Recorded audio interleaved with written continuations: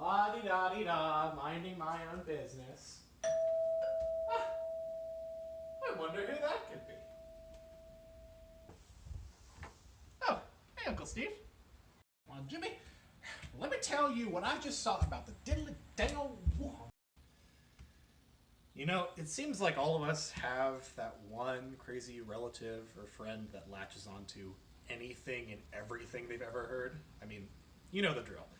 Moon landing, the Holocaust, 9/11, whole nine yards, right? So it's crazy that they believe it and they really, really want to tell you all about it. So how do you interact with the insane?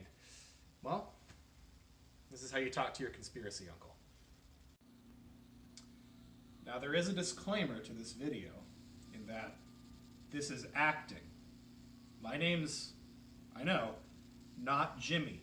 Okay, this is me, and here's the thing. This is all made up, which means that I'm engaging what people call a straw man argument, which is when you basically put words into the other side's mouth for the sake of debating, right? Conjuring up new points to attack so that you can have that practice. So keep in mind that with any straw man argument that you see, including this one, take all this with a grain of salt. Now, Jimmy, I can't believe all those lies the government keeps telling us about that Wuhan virus. I mean, for all we know, it's just them 5G cellular radio waves coming into our brains.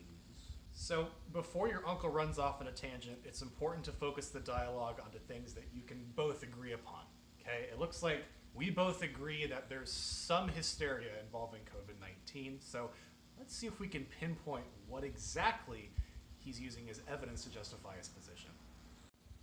So, Uncle Steve, did you see anything about that on, like, the news, or where did you get that information? I'll tell you what, Jimmy. I was watching the news the other day, and I saw that Dr. Phil character talk about, well, dang near everything about that Wuhan virus. I mean, really just a bunch of hooey. Now, you listen here. Let me show you what I'm talking about. The longer this lockdown goes on, the more vulnerable people get. And it's like there's a tipping point. There's a point at which people start having enough problems in lockdown that it will actually create more destruction and actually more death across time than the actual virus will itself. 250 people a year die from poverty.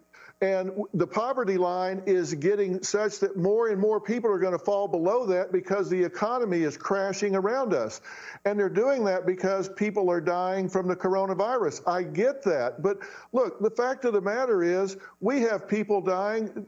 45,000 people a year die from automobile accidents, 480,000 from cigarettes, 360,000 a year from swimming pools, but we don't shut the country down for that. But yet we're doing it for this, and the fallout is going to last for years because people's lives are being destroyed. Now, I don't see you holding a doctorate now, do I, Truther? Okay, so let's break this down. Uncle Steve starts by focusing on Dr. Phil's, well, qualifications, we'll get to that in a minute, saying that, well, he's a doctor, and by implication, he's more qualified to talk about medicine than someone like, say, you or I, okay? Now, notice that this does not actually address the arguments that Dr. Phil is making, but rather talking about his character. Now, this is referred to as an ad hominem argument, okay? And this is going to focus specifically on the person's character, their background and qualifications, rather than the argument itself. So, Uncle Steve, looks like you're focusing a lot on who Dr. Phil is, like as a person. You're not really talking about his arguments too much. Why is that? Well, Jimmy, this man is a doctor, and you are not. So why shouldn't I believe him? So this brings us to an important part of Uncle Steve's and Dr. Phil's argument. It's the false equivalence fallacy. So false equivalence is when you have two things that share a single common trait. So the classic example is that apples and oranges are both fruits. However, with that fallacy, you take that single character trait and use it to justify other similarities that they don't have. So, for example, apples and oranges are both fruits, therefore they should always cost the same at the grocery store. Okay? Uncle Steve is using false equivalence by saying that Dr. Phil, a doctor of psychology, is the same as a medical doctor. So while they do both share that qualification of a doctorate, there are differences amongst them. In the same way that Dr. Phil takes the similarities of deaths between COVID-19 and swimming pool accidents, but does not counter for those traits of susceptibility, of spread, and sheer might and uncertainty that is involved with COVID-19. So, Uncle Steve, I'm really glad that you and Dr. Phil are basing your arguments on statistics, but what you're contending here is a false equivalence. Okay? Swimming pool deaths and car accidents are all yearly averages with lots of annual data available, also with preventative measures in place to solve both of those problems. COVID is not the same thing. It doesn't have any of those measures in place and is only going to get worse. And also, back to Dr. Phil being a doctor, you know, he hasn't been able to practice psychology legally since 2006. So I probably wouldn't rely on him as much as you're doing right now. Okay, fine. Maybe Dr. Phil doesn't have every answer about everything about the coronavirus.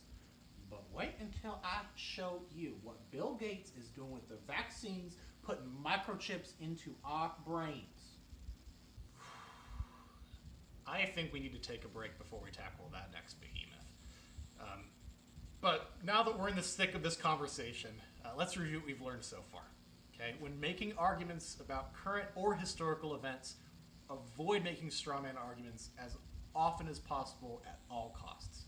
Try to focus in your discussion on arguments that are actually being made instead of trying to extend them to the most logical or illogical extent that's present. Okay? Don't rely too much on someone's qualifications if their argument isn't sound. At the same time, don't demand that others have necessary qualifications to make sound arguments. Otherwise, you're going to fall at risk of an ad hominem fallacy. Now, lastly, in all these debates you might be having with Uncle Steve or with someone else, make sure that your comparisons are apt, and that you're not ignoring other factors that make things that may appear equal to really be apples and oranges. Avoid false equivalence at all costs. But don't forget, Jimmy, I've got evidence on my side. While these tips might help you a little bit in discussing the news, we're going to need a little bit more help to try to focus on this evidence that my uncle keeps bringing up. But either way, now you have something in your toolkit to try to at least open up that conversation with your conspiracy uncle.